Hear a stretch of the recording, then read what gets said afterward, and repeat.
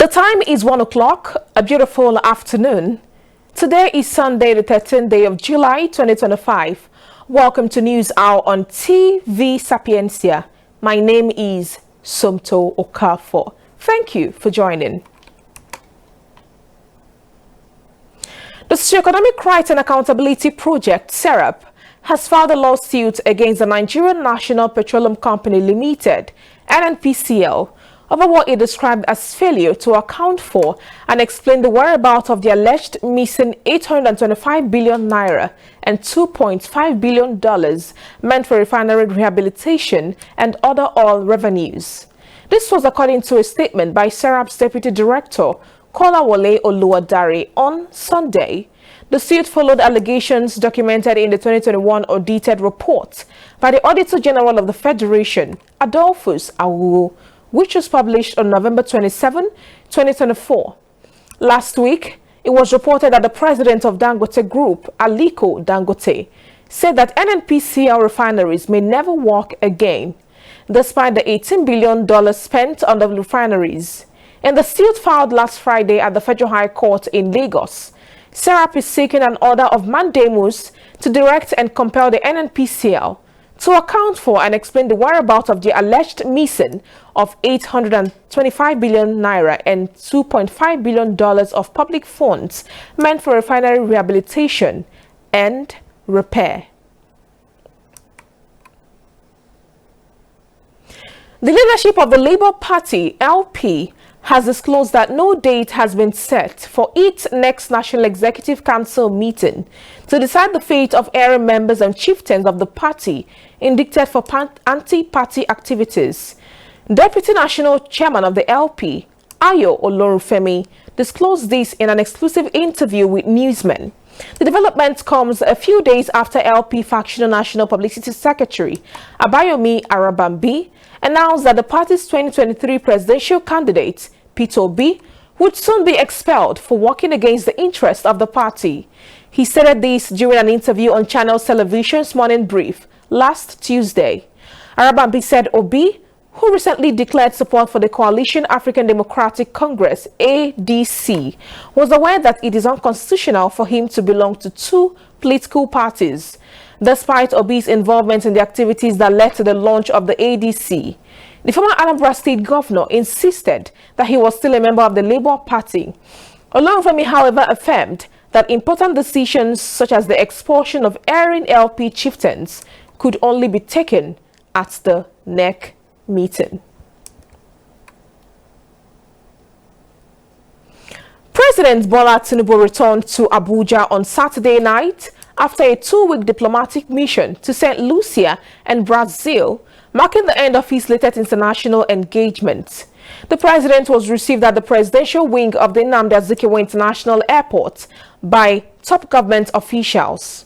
Tinubu departed Abuja on June 28, 2025, beginning his trip with a state visit to St. Lucia, aimed at strengthening ties with Caribbean nations and reinforcing South-South cooperation.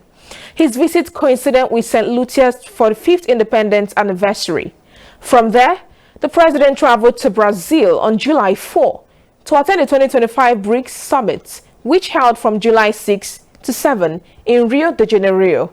The summit brought together leaders of emerging economies to discuss strategies for sustainable development and global economic reforms.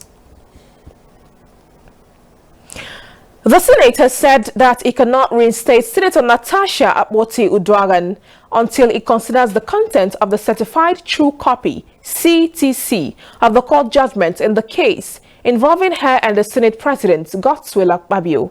The chairman, Senate Committee on Media and Public Affairs, Senator Yemi Adaramodu, said this in an interview with the News Agency of Nigeria, NAN, on Sunday in Abuja. Recall that the Senate had on March 6 suspended Akpoti-Uduaghan for 6 months amid the sexual harassment allegations she had made against Akpabio. The suspension came after a recommendation from the Senate Committee on Ethics, Code of Conduct and Public Petitions, as presented by the chairman of the committee, Senator Neda Emaswen. As part of the suspension, the senator's salary and security details were withdrawn, while she was barred from accessing the National Assembly premises. She later took the matter to a Federal High Court, Abuja Division, where the presiding judge, Justice Binta Nyako, last week ordered the Senate to recall her from suspension. The court, however, sanctioned Aboti Udwaran for contempt and ordered her to pay a 5 million naira fine. Adara Modu, who is the Senate spokesperson, said that the upper legislative chamber had applied for the CTC, stressing that until the document was received and studied, the Senate could not take a position on the matter. The Church of Nigeria Anglican Communion has issued strict new guidelines banning politicians and government officials from speaking on church podiums during services. The church also warned against publicly praising such figures. The decision aims to curb the increasing use of religious platforms for political messaging and to protect the integrity of Christian worship. This move comes just a week after Nyesom Wike, the Minister of the Federal Capital Territory, caused controversy during a Thanksgiving service at St. James Anglican Church in Asokoro, Abuja. Wike, who had come to give thanks for completed infrastructure projects, used the pulpit to make politically charged remarks. He criticized the church for nearly making a costly mistake in the 2023 elections. He attacked Labour Party candidate Peter Obi and made pointed comments about Nigeria's state before President Tinubu took office. In a memo signed by the Most Reverend Dr. Henry Ndukuba, primate of the Church of Nigeria, the church reaffirmed its commitment to neutrality and avoiding political partisanship. Just in, Air Peace has confirmed that one of its aircraft operating flights P47190 from Lagos to Port Harcourt experienced a runway excursion upon landing at the Port Harcourt International Airport on Sunday morning. This was disclosed in a statement signed by the airline spokesperson Osifo Whiskey Efe on Sunday. He added that the aircraft veered slightly off the runway without any damage. The airline also reassured the public of its dedication to operational safety. The House of Representatives Committee on Constitution Review is considering a bill seeking to amend the Constitution to reform the mode of appointing the chairman of the Independent National Electoral Commission, INEC, by involving the National Judicial Council. It was exclusively gathered that the proposed amendment aimed to involve the NJC in the selection of the INEC chairman, thereby enhancing the independence, credibility, and transparency of the appointment process.